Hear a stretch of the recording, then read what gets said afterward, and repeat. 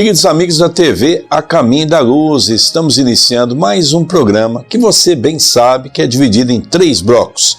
O primeiro bloco é exatamente o que nós estudamos, uma obra de Chico Xavier, e estamos na sequência o livro Nosso Lar. Primeiramente, o nosso abraço ao Gabriel da Técnica e também o Maguila, que está lá na Rádio Clube de Itapira, já que o programa é transmitido ao vivo por esses 2 meios de comunicação. Estamos aqui no nosso estúdio com o nosso querido André Luiz. Tudo bem, André Luiz?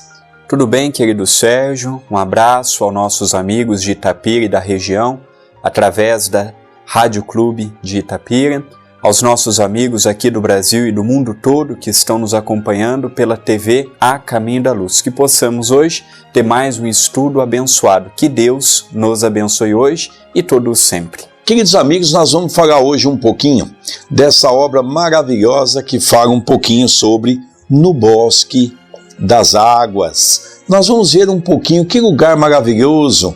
Nós vamos ver que existem aérobus, aonde as pessoas se movimentam, tipo ônibus, só que anda no ar. Nós vamos ver como que isso se dá em nosso lar. Vamos começar a leitura, André Luiz? Dado o meu interesse crescente pelos processos de alimentação, Lísias convidou. Vamos ao grande reservatório da colônia. Lá observará coisas interessantes. Verá que a água é quase tudo em nossa instância de transição. Curiosíssimo, acompanhei o enfermeiro sem vacilar. Chegados à extensão ângulo da praça, o generoso amigo acrescentou: esperemos o aérobus. Nós todos estamos notando por este começo de leitura alguns pontos que merecem a nossa atenção. Primeiro, a água numa colônia espiritual igual a de nosso lar, que ainda é muito próximo da crosta terrestre, ela tem uma importância tão grande quanto para nós que estamos atualmente encarnados. A água é o líquido mais abençoado que todos nós temos. É através dele que nós temos a dádiva de mantermos o nosso corpo, esta ferramenta abençoada que Deus nos emprestou em perfeito funcionamento. Ele também toca num ponto que a água era represada, poderíamos mencionar, que veremos daqui a pouco, que ela vem e ela percorre todo um leito, todo um rio. Nós notamos que do outro lado da vida há também rios, há também lagos, há também lagoas, há também oceanos, mostrando para todos nós que a geografia de uma cidade espiritual, de uma região espiritual próxima à nossa, é muito parecida, quase que idêntica. É evidente que nosso lar já é mais aperfeiçoado do que a nossa região. E o outro ponto interessantíssimo para conversarmos a respeito disso com o nosso querido Sérgio é quando ele toca no aerobus, que nada mais é do que um coletivo que havia naquela cidade, que ele daqui a pouco vai nos dar um pouco mais de informações. Eu gostaria de voltar no capítulo 9, você que não acompanhou o nosso estudo, pode ir no link da TV A Caminho da Luz, você pode acompanhar todos os programas que lá estão. No capítulo 9, você vai se lembrar, e aquele que não estudou vai ter a oportunidade de estudar, ele fala sobre a alimentação, a importância da alimentação. Agora, no capítulo 10, ele está falando da importância da água, realmente fazendo-se refletir que em todas as esferas do nosso planeta, a água é essencial para o condicionamento do espírito, seja encarnado, seja desencarnado. Mas aqui vem uma informação muito interessante. Aérobus, o que vem a ser? Vamos ler um pouquinho sobre isso? Mal me refazia da surpresa quando surgiu grande carro, suspenso do solo, a uma altura de 5 metros, mais ou menos, e repleto de passageiros. Ao descer até nós, à maneira de um elevador terrestre, examinei-o com atenção. Não era máquina conhecida na Terra. Constituída de material muito flexível, tinha enorme comprimento, parecendo ligada a fios invisíveis, em virtude do grande número de antenas na tolda. Mais tarde confirmei minhas suposições, visitando as grandes oficinas do Serviço de Trânsito e Transporte. Lísias não me deu tempo a indagações. Aboletados convenientemente no recinto confortável, seguimos silenciosos. Experimentava a timidez natural do homem desambientado entre desconhecidos. A velocidade era tanta que não permitia fixar os detalhes das construções escalonadas no extenso percurso. A distância não era pequena, porque só depois de 40 minutos, incluindo ligeiras paradas de 3 em 3 quilômetros, me convidou Lísias a descer, sorridente e calmo. Aqui nós temos alguns pontos para refletirmos. Vejamos bem, se aquele meio de transporte andava numa velocidade que não permitia com que ele observasse com mais atenção o percurso devido à velocidade, e se parava em ligeiras pausas de 3 em 3 quilômetros, nós podemos deduzir e tirar por conclusão que aquela cidade não tinha um território pequeno. Vejamos bem, se naquela época tinha aproximadamente 1 milhão de habitantes, nós podemos imaginar nos dias atuais uma cidade nos moldes de nosso lar. Então nós vamos ver que eles andaram por 40 minutos.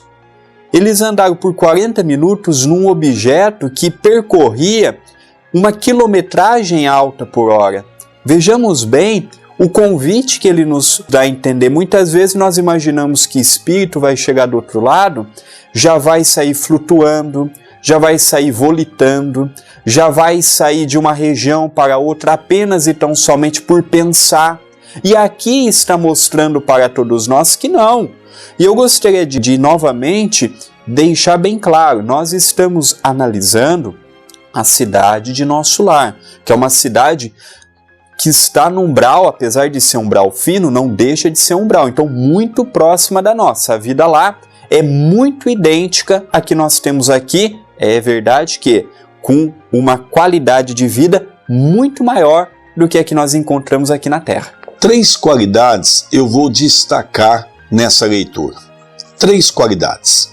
Primeira, essa obra foi publicada em 1944. Vejamos que nessa época a eletricidade estava no seu início.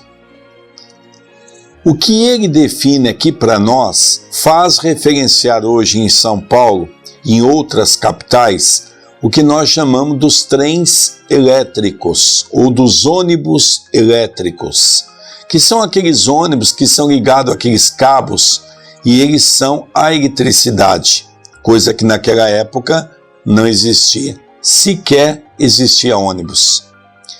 O outro fato que eu também chamo a atenção é que eu tive a oportunidade, em 1998, quando eu era gerente de uma agência bancária do HSBC, eu ganhei o primeiro prêmio e fiquei 11 dias na França. É interessante que eu tive a oportunidade de andar num trem-bala, mais ou menos fazendo-se assemelhar a isso que André Luiz escreve aqui. Nós, André, só víamos os postes. Era muito rápido. Eram cenas assim tão rápidas que nós não enxergávamos direito as coisas. Só os postes passavam assim de uma maneira muito rápida. Eu fico imaginando a dificuldade, gostaria que você que está nos ouvindo, seja pela Rádio Clube de Itapira ou nos assistindo pela TV A Caminho da Luz, eu gostaria que você voltasse junto comigo ao tempo e percebesse a dificuldade pela qual tanto Chico Xavier como médium, como André Luiz como espírito, a dificuldade de retratar para nós algo que nós não tínhamos sequer ideia de como poderia ser. Hoje eu leio isso eu vou buscar em exemplos que nós temos hoje e fica fácil. Como é que realmente esse livro poderia ter sido compreendido naquela época? Me faz lembrar as grandes críticas que Chico Xavier teve, dizendo que o livro era de ficção. Porque realmente, quando alguém nos fala algo que nós não conhecemos, nós temos dificuldade em entender a sua grandeza. E o terceiro aspecto que eu julgo o mais importante, que eu acredito que para o nosso estudo ele é de sublime importância, é analisarmos a questão de que os espíritos volitam. Veja, André Luiz saiu de casa, fechou a porta, abriu o portãozinho, fechou o portãozinho, saiu pela rua, foi num ponto, lá veio esse aerobus, numa altura de 5 metros, numa velocidade muito rápida, parou no ponto, desceu a forma de elevador. Em 1944, elevador era uma raridade, né? Desceu, eles subiram, ele se assentou, tinha cadeira, ele se assentou, com muitas pessoas que lá já estavam. Olha que detalhe interessante, para nós nos aprofundarmos nesse estudo, para entendermos tempo e espaço. Vamos ver um pouco mais, André Luiz? Deslumbrou-me o panorama de belezas sublimes. O bosque, em floração maravilhosa, embalsamava o vento fresco de inebriante perfume. Tudo em prodígio de cores e luzes cariciosas. Entre margens bordadas de grama viçosa, toda esmaltada de azulíneas flores, deslizava um rio de grandes proporções. A corrente rolava tranquila, mas tão cristalina que parecia tonalizada em matiz celeste. Em vista dos reflexos do firmamento, estradas largas cortavam a verdura da paisagem, plantadas a espaços regulares. Árvores frondosas ofereciam sombra amiga, à maneira de pousos deliciosos na claridade do sol confortador. Bancos de caprichosos formatos convidavam ao descanso. Notando meu deslumbramento, Lísias explicou: estamos no Bosque das Águas. Temos aqui uma das mais belas regiões de nosso lar. Trata-se de um dos locais prediletos para as excursões dos amantes, que aqui vêm tecer as mais lindas promessas de amor e fidelidade para as experiências da terra. Belíssima mensagem, não é? Nós vamos lendo e nós vamos viajando junto com André Luiz nessa excursão que ele faz para o Bosque das Águas. Deveria ser algo esplendoroso, porque ali ele vê as verduras divididas de maneira bastante equilibrada, ruas grandes, uma pequena floresta com as árvores encantadoras, o rio que ele dá uma descrição belíssima daquele rio semelhante aos nossos aqui na terra, e de repente ele começa a perceber a grandeza da beleza desse lugar. E ele usa um termo interessante, onde os amantes se encontram para fazerem projetos para a nova existência. Lógico que é uma maneira poética de se falar. Os amantes no sentido de se amarem, das pessoas que querem planejarem, porque lá nós não podemos esquecer que os seus habitantes que vivem na cidade, não aqueles que vivem no hospital, mas aqueles que vivem na cidade já são espíritos que já estão numa condição um pouco melhor e já têm condições de fazerem projetos, planejamento para aquilo que Allan Kardec, diante do Livro dos Espíritos, nos esclarece: a reencarnação programada. Interessante, não é, André Luiz? Com certeza. E nós vemos que lá nesta região em que há uma cidade que é nosso lar, nós vemos que a semelhança com o que nós temos hoje é muito grande em termos de família, em termos de estrutura. Nós cometemos um grave erro. Nós imaginamos que as coisas vão daqui, da nossa dimensão, para as dimensões superiores, e não, vem de lá para cá. Então o avanço que hoje nós estamos tendo é um avanço muito tardio, comparado com o que André Luiz nos narra nesta obra. Então nós vemos Lísias comentando a respeito da vegetação, a respeito da natureza, a respeito, por exemplo, do rio. O rio serve para abastecer aquela cidade, para irrigar as hortas, para levar água até as famílias, até as casas, mantendo e saciando a sede dos seus moradores. E nós ainda temos uma imagem miraculosa de mundo espiritual, achando que o mundo espiritual é apenas para irmos, não temos mais a necessidade do descanso, do repouso, do lar, da família, e aqui ele começa a mostrar que não, que aqui é uma realidade imperfeita do que lá podemos encontrar.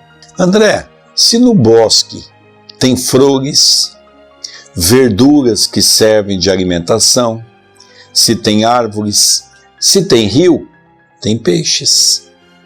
Mas agora nós vamos ver algo mais interessante.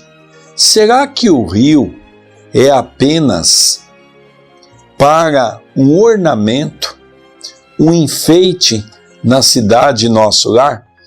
Vamos prestar atenção nessa colocação feita pelo espírito de André Luiz. A observação ensejava considerações muito interessantes, mas Lísias não me deu aso a perguntas nesse particular, indicando um edifício de enormes proporções, esclareceu: ali é o grande reservatório da colônia. Todo o volume do Rio Azul que temos à vista é absorvido em caixas imensas de distribuição. As águas que servem a todas as atividades da colônia partem daqui. Em seguida, reúnem-se novamente abaixo dos serviços da regeneração e voltam a constituir o rio, que prossegue o curso normal, rumo ao grande oceano de substâncias invisíveis para a Terra. Percebendo-me a indagação íntima, acrescentou: com efeito, a água aqui tem outra densidade, muito mais tênue, pura, quase fluídica. Notando as magníficas construções que me fronteavam, interroguei: a que ministério está afeto o serviço de distribuição? Imagine, elucidou Lísias, que este é um dos raros serviços materiais do Ministério da União Divina. Vejamos bem, o Ministério da União Divina é simplesmente o ministério que está ligado já às regiões superiores, enquanto do auxílio, da regeneração estão ligados às regiões mais densas. Vejamos bem, eles que cuidam da parte dos bosques, das águas. Olha, enquanto nós aqui vamos trabalhar com o Brasil, nós vemos, por exemplo, na cidade de São Paulo, Tietê, aquela sujeirada, aquela poluição, aquela porcariada que nós, população, lá jogamos. Não é os governantes que jogam as coisas lá, não é a nossa população, são as empresas que jogam os seus resíduos químicos e vai deixando naquela situação. Nós vemos hoje, por exemplo, o homem, o descuido aqui no estado de São Paulo, a Serra da Cantareira. Nós vemos o quanto que nós estamos passando por um problema grave hídrico. Quando que nós imaginávamos que São Paulo, Rio de Janeiro, Minas Gerais iria ter o grave problema da água? Mas é por conta disso, porque nós achamos que é algo que nunca vai acabar. E ali eles tinham um respeito tão grande pela natureza, um respeito tão grande para com aquilo que Deus deu, que foi destituído ao ministério mais importante, cuidar, levando Lísias a dizer que era um dos poucos serviços materiais que o ministério da União Divina era responsável. E é interessante que o rio, ele não fica preso igual os rios que nós temos aqui, não ficam presos apenas à sua nascente, ao seu curso natural. Ele desemboca no oceano. Vejamos bem, lá do outro lado também é o oceano. É verdade que a maneira da constituição da água lá é diferente da nossa. As composições químicas que compõem a água no mundo espiritual é diferente das composições químicas que compõem a água nossa material. Mas é fantástico. Nós precisamos olhar com mais carinho a natureza. Nós precisamos tratar o meio ambiente com mais respeito, porque senão nós vamos continuar padecendo da maneira com que estamos padecendo, seja pela falta de água, seja pela falta das florestas, e tudo isso levará a termos uma vida no campo da respiração, no campo da alimentação, no campo da necessidade, cada vez mais precária. Outro ponto que me chamou a atenção foi que esses reservatórios canalizava-se toda a água, e essa água canalizada era distribuída para todas as atividades em nosso lar. Veja que fato interessante. E ele descreve que a água é pura, que é uma água que logicamente não há a necessidade de um tratamento, como nós fazemos aqui pelo nosso mau uso dos rios, que o André tão bem já explicou para nós. Mas eu acredito, André, que você já tocou num assunto e poderíamos falar um pouquinho mais, você poderia até falar um pouquinho mais sobre essa questão. Porque, olha que coisa interessante, nós temos aqui o nosso governo, por exemplo, para tirarmos uma ideia, o governo federal ele cuida da esfera de cuidar de todo o Brasil pelos seus ministérios. E lá nós percebemos uma coisa interessante.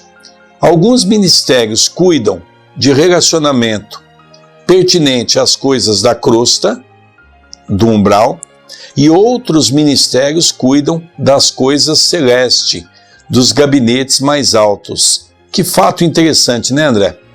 Enquanto aqui nós marginalizamos, é interessante. Nós vamos, por exemplo, um país europeu, nós vemos a cidade de Paris, a cidade de Londres, a cidade de Roma, toda grande cidade europeia tem um rio que a corta. Todas são bem tratadas, bem cuidadas. Diferente do Brasil, nós marginalizamos, nós sucateamos. Nós vamos, por exemplo, à cidade de São Paulo, que está entre as cidades mais importantes do mundo. Não é apenas do nosso continente, não é do mundo.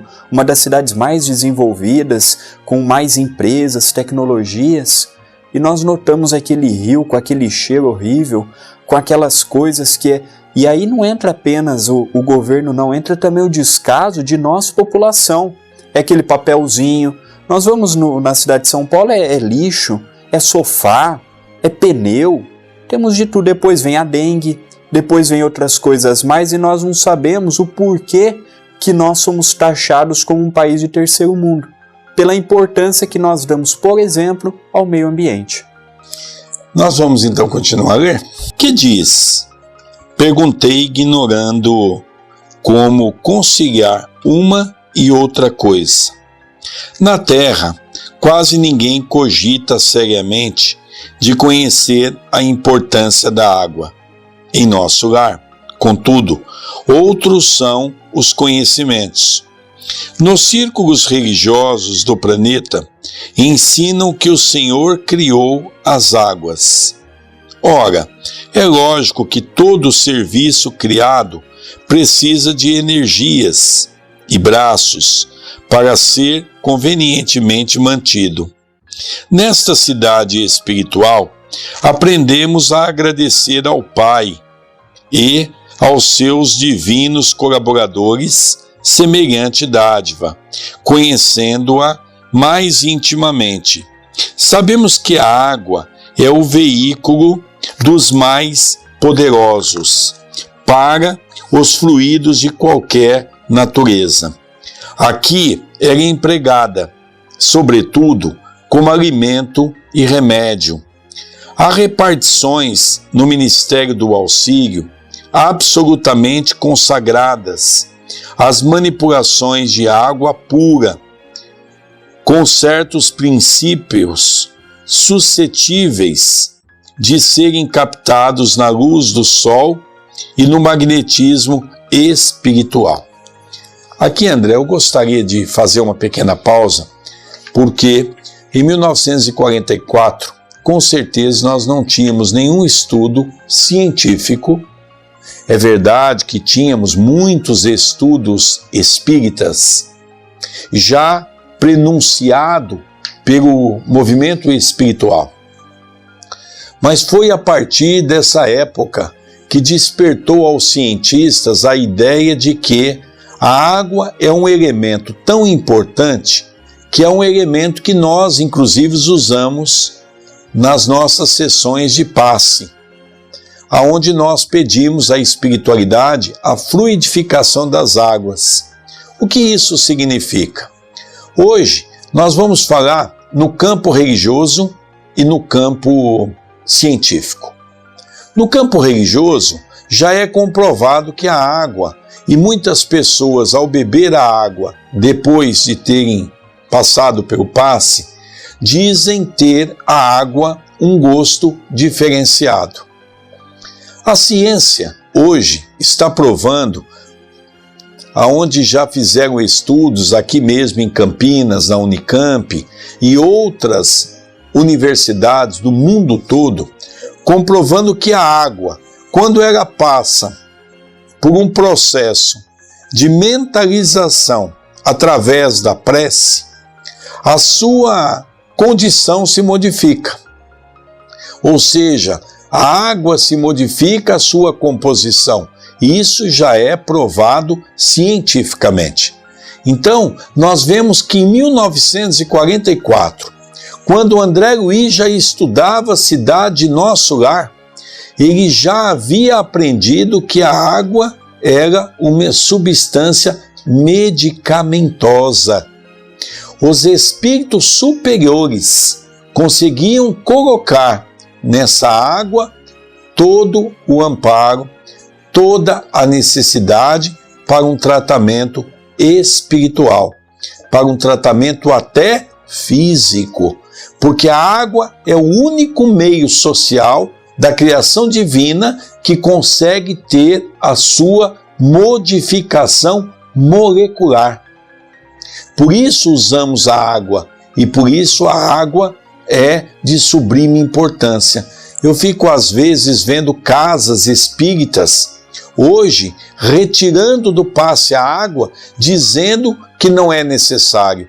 É necessário e muito importante. Já em Nosso Lar usava como forma terapêutica de tratamento espiritual. Então nós não podemos retirar aquilo que é benéfico para o nosso crescimento espiritual e de ajuda até mesmo física.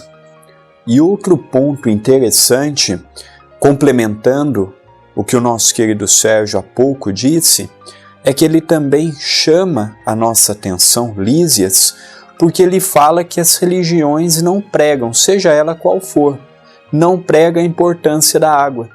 Nós falamos muito dos ensinamentos de Jesus, nós falamos muito disto, nós falamos muito daquilo e devemos continuar falando, mas nós deveríamos realçar a criação de Deus.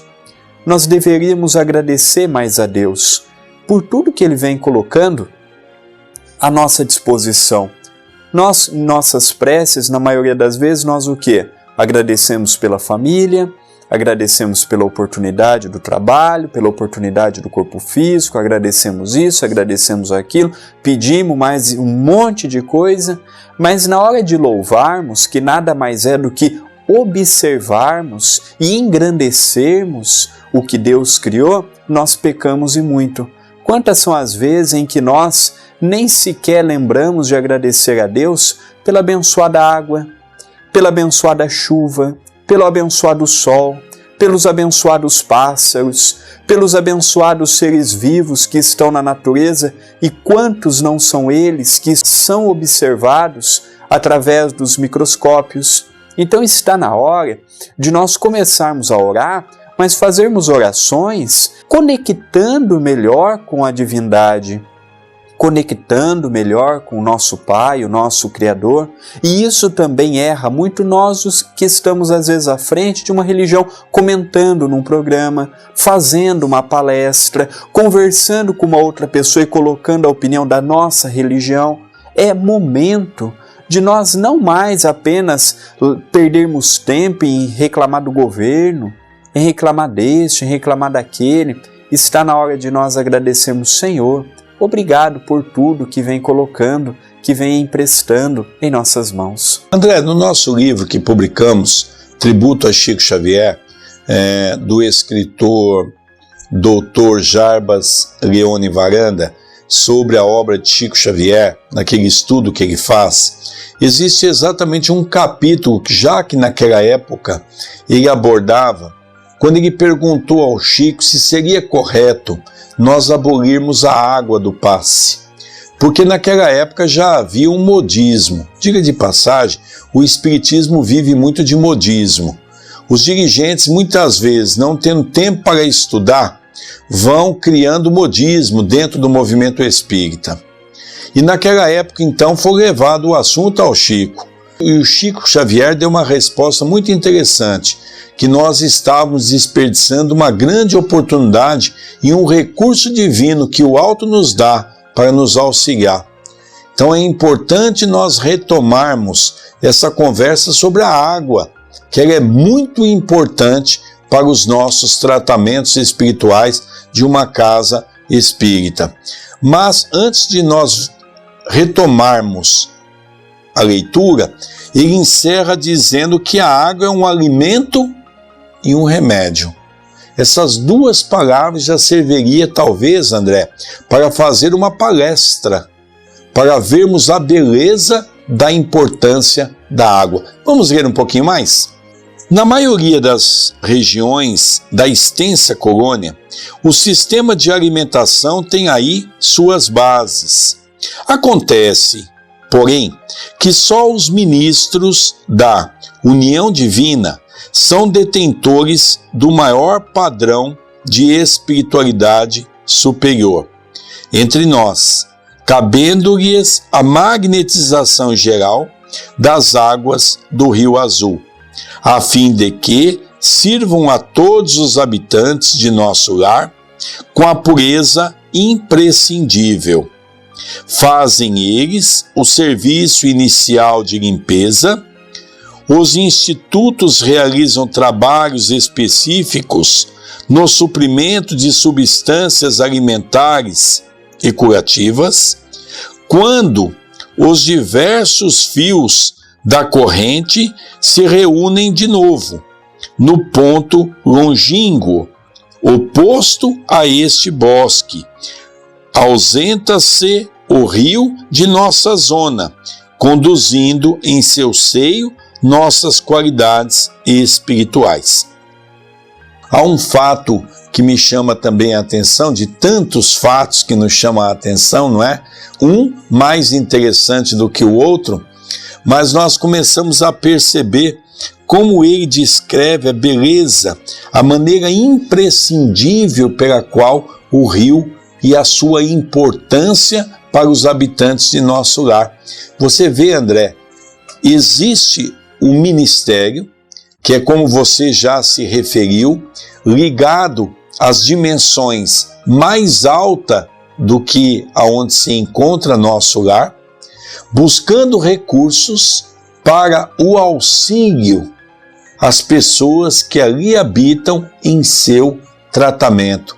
É fantástico. Talvez um dia nós possamos estudar com mais aprimoramento, com mais conhecimento de causa, todo esse material que, quando a ciência debruçar e esmiuçar a beleza desse ensinamento, nós vamos trazer recursos maravilhosos através da água para o auxílio à criatura humana. Nós poderíamos dizer que eles nada mais fazem do que dar um grande passe, magnetizarem, devido ao poder mental que eles tinham, em sintonia com as esferas superiores, eles tinham a potencialidade de magnetizar toda aquela água que corria pelo leito abençoado do Rio Azul, como eles denominam, como eles chamam aquele rio. Haverá um dia que isso chegará também no planeta Terra, mas para chegar nesse estágio, é importante nós podermos, a cada dia que se passa, estarmos mais e mais equilibrados e em sintonia com a espiritualidade amiga. Vamos dar continuidade na leitura, André? Eu estava embevecido com as explicações. No planeta, objetei, jamais recebi elucidações dessa natureza. O homem é desatento há muitos séculos. Tornou lísias. O mar equilibra-lhe a moradia planetária. O elemento aquoso fornece-lhe o corpo físico. A chuva dá-lhe o pão. O rio organiza-lhe a cidade. A presença da água oferece-lhe a bênção do lar e do serviço. Entretanto, ele sempre se julga o absoluto dominador do mundo, esquecendo que é filho do Altíssimo antes de qualquer consideração. Virá tempo, contudo, em que copiará nossos serviços, encarecendo a importância dessa dádiva do Senhor, compreenderá então que a água, como fluido criador, absorve em cada lar as características mentais de seus moradores. A água no mundo, meu amigo, não somente carreia os resíduos dos corpos, mas também as expressões de nossa vida mental. Será nociva nas mãos perversas, útil nas mãos generosas, e quando em movimento, sua corrente não só espalhará a bênção de vida, mas constituirá igualmente um veículo da providência divina, absorvendo amarguras, ódios e ansiedades dos homens, levando-lhes a casa material e purificando-lhes a atmosfera íntima. Nós observamos, por esta leitura há pouco, que haverá sim um momento em que nós compreenderemos o que realmente vem a ser a água, o que realmente vem a ser a natureza, o que realmente vem a ser os demais reinos, a não ser o nosso reino, o hominal. A partir do momento que nós compreendermos o mineral, o vegetal e o animal, e que nós, os seres pensantes que compõem a vida aqui no planeta Terra, nós iremos ver que nós somos os detentores para protegermos os demais reinos. Haverá o dia em que nós não mais iremos sacrificar um animal para usarmos a pele desse animal na condição de um casaco, de uma bolsa. Haverá o tempo em que nós não mais iremos desperdiçar a água com bobagens da maneira com que nós desperdiçamos hoje. Haverá o tempo em que nós não mais sacrificaremos animais para servirem como a nossa alimentação. Mas é verdade também que tudo é um processo. Tudo necessita ser aprimorado pelo homem. Não queremos aqui dizer que devemos ser vegetarianos pelo simples fato de condenarmos isto ou aquilo, não. Porque nós também não podemos mudar o nosso metabolismo do dia para a noite. Mas é importante, aos poucos, irmos repensando no que realmente é necessário para a nossa alimentação e o modo de viver. Essa colocação de André Luiz no final desse capítulo mostra claramente a importância da água. O povo hindu tem um dito que quando um casal briga, geralmente o marido fica uma semana sem comer em casa. Porque eles têm a ideia de que quando uma mulher está brava com o marido, ela, ao cozinhar, ela vai colocar o seu pensamento negativo. E aquilo ali pode fazer mal ao seu marido, pode ser um remédio ruim para ele. André Luiz vem trazer essa mesma colocação diante da água. Podemos, pelo nosso pensamento, colocar remédio, o alimento salutar para aqueles que necessitam. Quantas vezes ouvimos orientações de Chico Xavier em Uberaba, quando famílias pobres iam buscar a ele um auxílio, e ele também não tinha para dar, ele dizia: coloca uma água sobre a mesa, faça uma prece a Jesus e dê ao seu filhinho como se fosse leite. E aquelas mães contavam que depois de beber aquela água, aquela criança dormia porque estava alimentada. Olha que sublimidade das colocações de Chico Xavier. E ao contrário também é verdadeiro. Se colocarmos ódio diante de um pensamento aonde estamos com um copo de água e dermos a alguém, com certeza esse alguém poderá passar mal. Tudo isso é o poder do nosso pensamento. E a água é o instrumento que tem essa condição de modificação das células, conforme nos orienta André Luiz. E para encerrar a última frase, André, ele diz: calou-se o interlocutor em atitude reverente, enquanto meus olhos fixavam a corrente tranquila a despertar-me sublimes pensamentos. Queridos amigos, nós já vamos caminhando para o encerramento. Que Deus continue nos abençoando e a você, continue estudando conosco, mas mande a sua mensagem através do Facebook. Mande para o nosso querido Sérgio Vilar, procure por Sérgio Vilar, e o meu André Luiz Chiarini Vilar. Não sai daí não, já retornaremos com o próximo bloco, mas é importante, você que não teve a oportunidade de acompanhar todas essas mensagens que nós temos do livro Nosso Lar, você pode acompanhar desde o primeiro. Vai na TV A Caminho da Luz. Já retornaremos.